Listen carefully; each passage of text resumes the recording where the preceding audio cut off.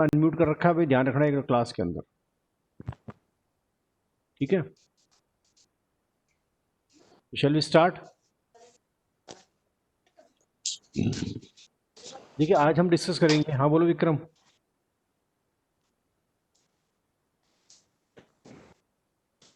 आज मैं डिस्कस करूंगा वोल्टेज रेगुलेशन के बारे में, वी आर जिसको हम कहेंगे, वोल्टेज रेगुलेशन।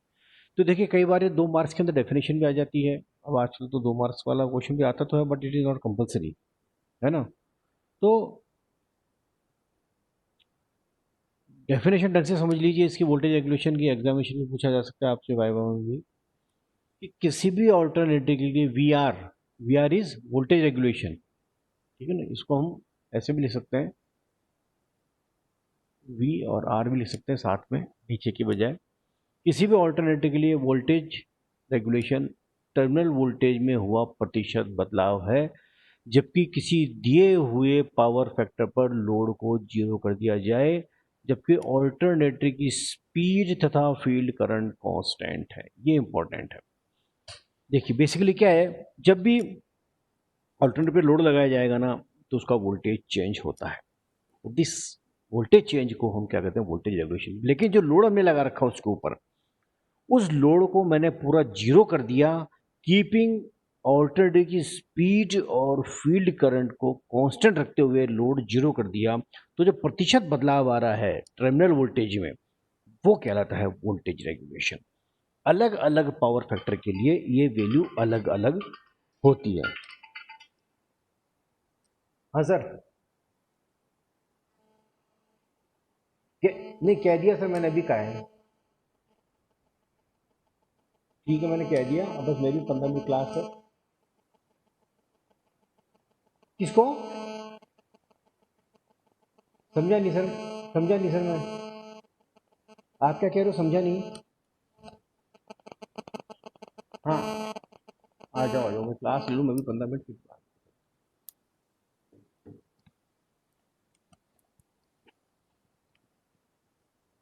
ठीक है ना।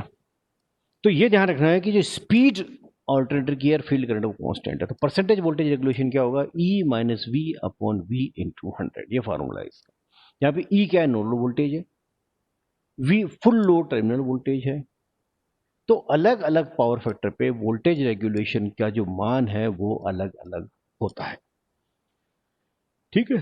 तो लैगिंग तथा unity power factor is greater than V होता है।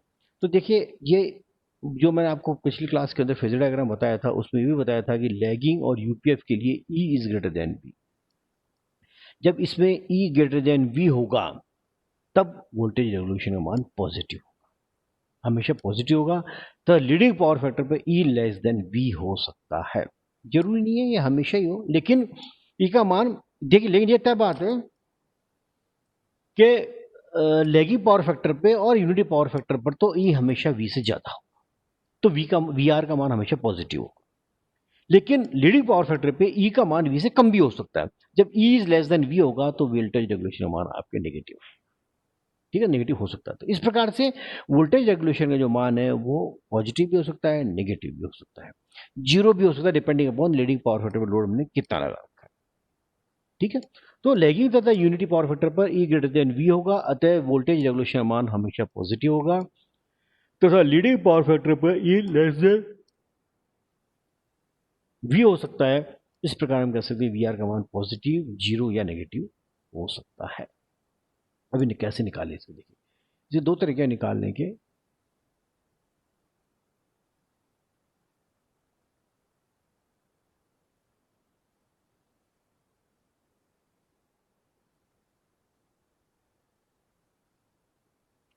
वोल्टेज रेगुलेशन याद करना, ठीक है।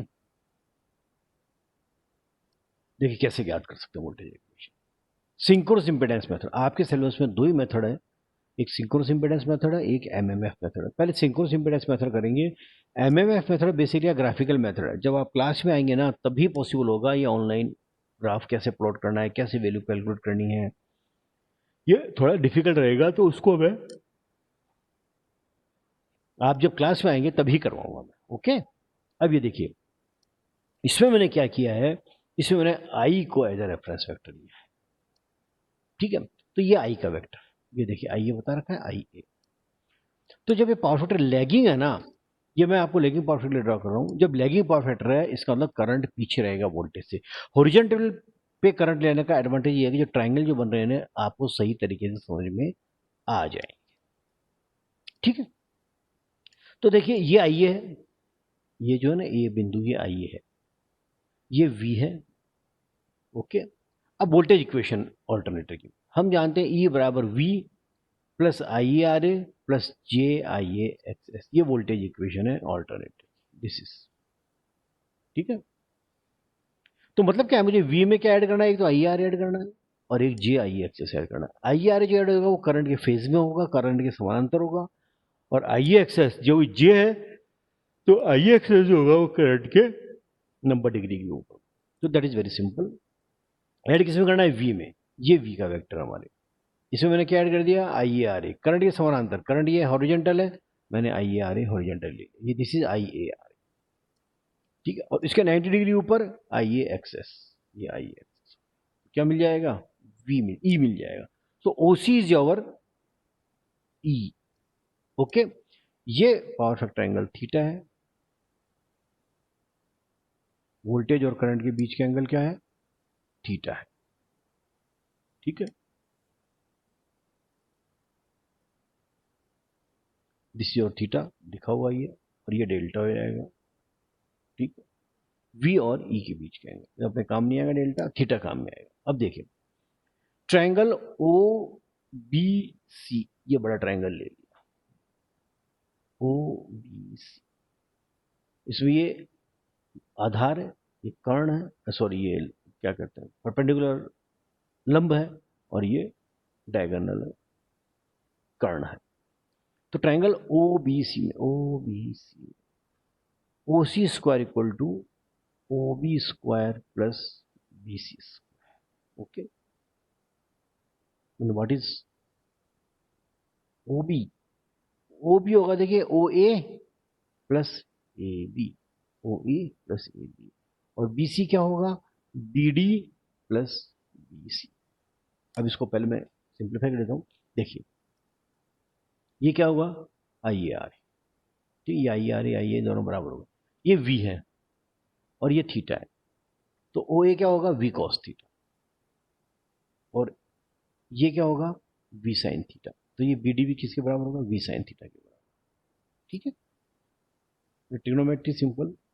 सो ई बराबर O B square, O B, O B, O B बराबर O A plus A B, O A V cos theta plus I A R A, V cos theta plus I R A whole square, plus B D, B D V sine theta plus I A X S, J J नहीं आएगा इसमें, या जे नहीं आएगा ये, क्योंकि ये magnitude ले रहे हैं ना अपन केवल, तो V sine theta plus I A X S, ये हो जाएगा सी डी, और बी डी हो जाएगा वी साइन थीटा, इसका होल स्क्वायर। इस प्रकार से हम क्या निकाल लेंगे, हम निकाल लेंगे ई।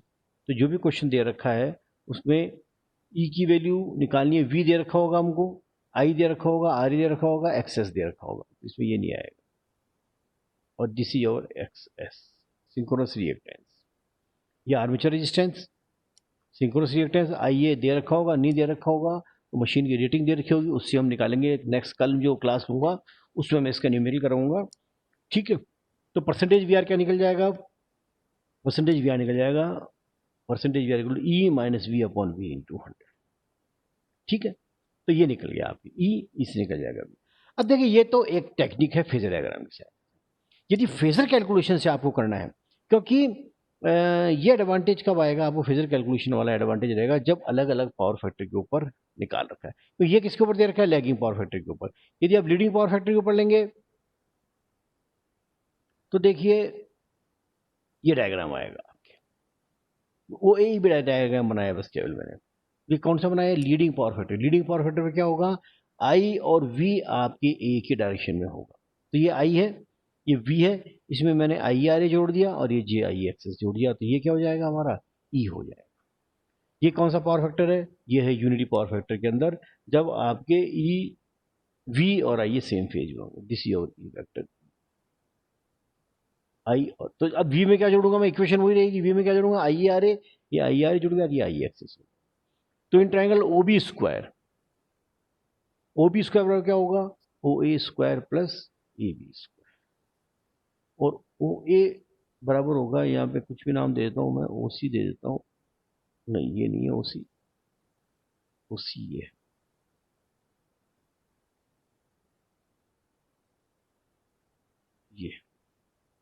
ये नहीं है, ये सी। तो ओ ए बराबर क्या होगा, ओ सी प्लस सी, इसमें लिखा हुआ नहीं था सी, सी बिंदु मैंने लिख दिया, ओ सी प्लस सी का whole square plus A B square. तो what is O C, this is V plus I A R A का whole square plus A B I A access का होल स्क्वायर। तो ये यूनिटी पावर फैक्टर के लिए आपकी ये formula रहेगा, दिस वन, ठीक है। और लीडिंग पावर फैक्टर है उसके लिए ये फार्मूला लगेगा, ये डायग्राम बनेगा।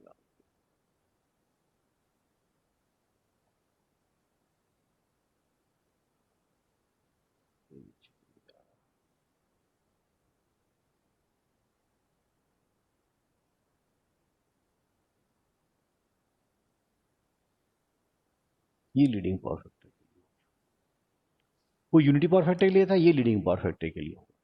लीडिंग पावर फैक्टर के लिए क्या हुआ, देखिए ये करंट आई,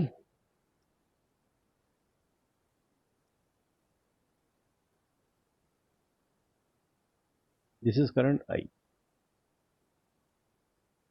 ठीक है। तो वोल्टेज पीछे होगा, ये वी है, दिस इज और वोल्टेज पीछे होगा, लीडिंग है ना, तो करंट आगे होगा, ये एंगल थीटा हो जाएगा, वोल्टेज और करंट एंगल थीटा, और ये डेल्टा हो जाएगा ई, डेल्टा ये पूरा होगा, सॉरी ये पूरा, दिस इज और डेल्टा, ई और वी के बीच का एंगल डेल्टा होगा, ठीक है। सो अब यह वी, यह थीटा, तो ये होगा वी कॉस थीटा और ये होगा वी साइन थीटा, ओके। और ये हमारा आई,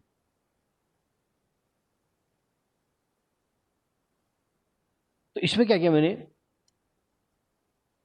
ये ट्राइंगल ओ बी सी में, ओ बी सी में, ओ बी सी में, ठीक है, O B square plus B C square equal to O C square. What is O B square, O B square, this is O A, ये O ए है, ये B cos theta है, ठीक है, ये तो आई है पूरा और ये ए है, दिस इज ए। तो O A square plus A B square plus, अब ये देखिए बी सी है, बी सी क्या होगा, E C minus B F, B C क्या होगा, F C minus B F, F C minus B F equal to V, V cos theta plus I A R A plus का whole square plus I, ये पूरा I access है, I access minus V sine five, this is और V sine five. तो ये होगा leading power factor के लिए। तो अलग अलग पावर फैक्टर के लिए ये अलग अलग होगा, है ना। तो इसमें क्या होगा भैया कि जब अलग अलग पावर फैक्टर के लिए आप निकालेंगे तो आपको ये फार्मूला याद रखना पड़ेगा। ये फार्मूला हो गया आपके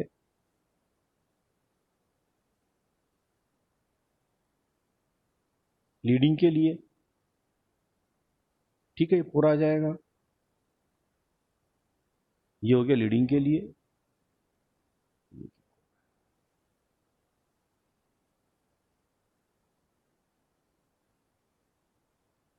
ये तो पूरा लीडिंग के लिए हो गया, ठीक है, और ये पूरा आपका यूनिटी पावर फैक्टर के लिए। तो आपके तीन फार्मूले याद रखने पड़ेंगे, ठीक है। लेकिन देखिए अगर आप फेजर कैलकुलेशन करते हैं तब आपको फार्मूले याद रखने की आवश्यकता नहीं है, डायग्राम थ्योरी के लिए तो चलो ठीक है ये, ठीक है। लेकिन अगर आप फेजर कैलकुलेशन करते हैं, फेजर कैलकुलेशन के लिए देखिए बिल्कुल एक लाइन के अंदर आपके काम, किसी भी पावर फैक्टर के लिए पूछिए काम हो जाएगा। ये देखिए इन फेजर, इसमें मैंने रेफरेंस किसको माना है, वी को, ये इंपॉर्टेंट है, रेफरेंस वेक्टर जो होगा वो क्या होगा आपका, वी होगा। तो फेजर इक्वेशन कैसे लिखते हैं ये आपको लिखने का तरीका आना चाहिए, ठीक है। कैसे लिखेंगे फेजर इक्वेशन, फेजर फॉर्म के अंदर होगा ई एंगल डेल्टा, ये डेल्टा होगा एंगल, जो भी आएगा डेल्टा निकालने की जरूरत नहीं, टॉर्क एंगल अपना एग्जामिनेशन में पूछता भी नहीं है वो, है ना, लेकिन फेजर है तो डेल्टा आएगा, ये this is your delta. Pen ले लेता हूं तो I can highlight the things. ये डेल्टा है, ये delta equal to V angle zero, क्योंकि रेफरेंस इसको माना है तो मैंने वी एंगल जीरो ले लिया, plus I A R A plus G I X, ये सिंपल फार्मूला है। तो अब देखिए equal to V angle zero, इसमें से आई ए कॉमन लिया तो ये हो जाएगा R A plus J X, ये आर ए अलग है और ये जे आर ए, सॉरी ये आई ए और ये R A plus J X S अलग है।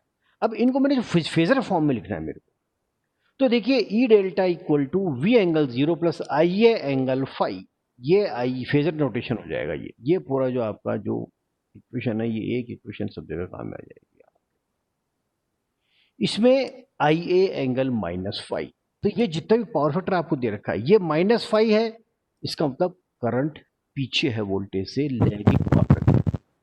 जो भी पावर फैक्टर एंगल दे रखा है उसको निकाल लीजिए, -0.8 दे रखा है तो 0.8 को कॉस इनवर्स ले लीजिए, तो -36.87 into Z angle theta, R A plus G X S जो दे रखा है मेरे को। हाँ बोलो शुभम, शुभम बोलिए, हाँ बोलो शुभम, बोलो। सर आवाज सही नहीं आ रही है आपकी। आज सही नहीं आ रही क्या आवाज? हेलो। आवाज सही नहीं आ रही क्या? हाँ अभी भी नहीं आ रही? अब आ रही है सर। हाँ तो थोड़ा सा जोर से बोलना पड़ेगा मेरे को, इसका मतलब, ठीक है ना। तो देखिए मैं आपको ये बता रहा था कि फेजर कैलकुलेशन यदि हम करते हैं ना, तो एक इक्वेशन से ही आपके चाहे लैगिंग पावर फैक्टर हो, चाहे लीडिंग पावर फैक्टर हो, चाहे यूनिटी पावर फैक्टर हो, इसी एक इक्वेशन से काम हो जाएगा। तो इस इक्वेशन को याद रख लीजिए, R A plus J X S same रहेगा, जेड एंगल थीटा निकालना पड़ेगा। इसमें रेक्टेंगल से पोलर जो मैंने आपको सेकेंडरी में बताया था ना, तो R A plus J X S से जब आप निकालेंगे ना, तो R A plus G X S theta का माना जाएगा, और सॉरी इम्पीडेंस जेड का माना जाएगा, और एंगल थीटा का माना जाएगा। और ये आइए आपको करंट कैलकुलेट करना पड़ेगा, और -5 लैगिंग पावर फैक्टर है तो माइनस साइन है, तो मैं लिख देता हूं यहां पे। अच्छा इसमें जगह थोड़ी कम है, मैं लिख देता हूं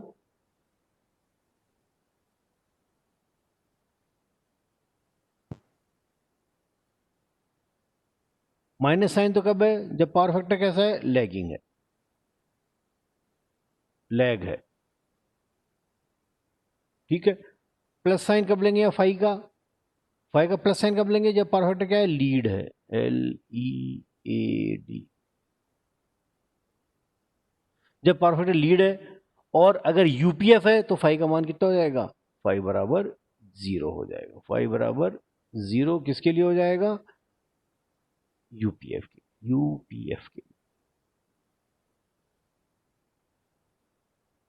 तो एक ही एंगल से सारा काम हो जाएगा, एक ही UPF, not E, UPF.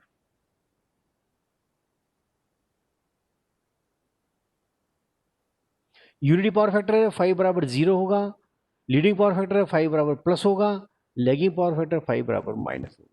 Z angle theta same रहेगा, वी एंगल 0 सेम रहेगा, तो आपकी ई आ जाएगा अलग अलग पावर फैक्टर पे। लेकिन आपको ये ध्यान रखना है, ये कैलकुलेशन जो आप करेंगे ना, तो ये कैलकुलेशन की जो टेक्निक है वो रेक्टेंगल से पोलर, पोलर से रेक्टेंगल से करेंगे, तब आपके ये क्वेश्चन आसानी से हो जाएगा अलग अलग पावर फैक्टर के ऊपर। आपको ये जो टेबल है अलग अलग की वाली, ये देखने की जरूरत नहीं पड़ेगी। नहीं तो क्या है, लैगिंग के लिए आपको ये याद रखना पड़ेगा, लीडिंग के लिए ये याद रखना पड़ेगा, और यूनिटी पावर फैक्टर के लिए आपको ये याद रखना पड़ेगा।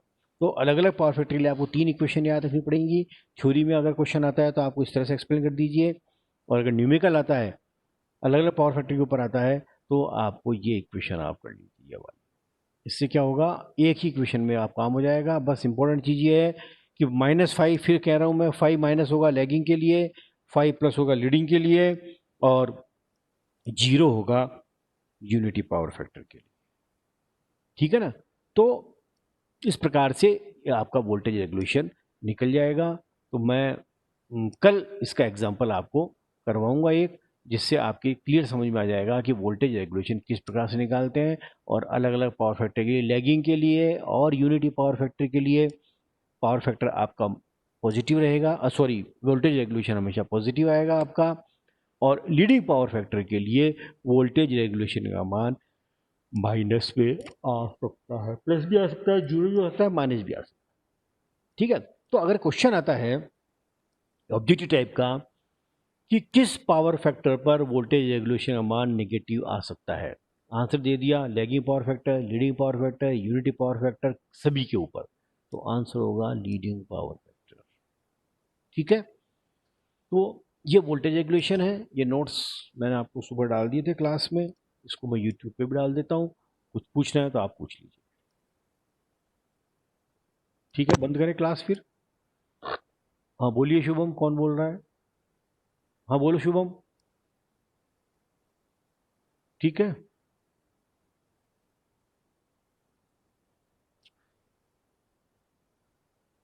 बंद करें क्लास। ठीक है, हेलो हाँ बोलो शुभम। सर, ये बीच में आवाज़ आनी बंद हो गई थी, लिखा ना इन फेजर वी को रिटर्न मानते हुए।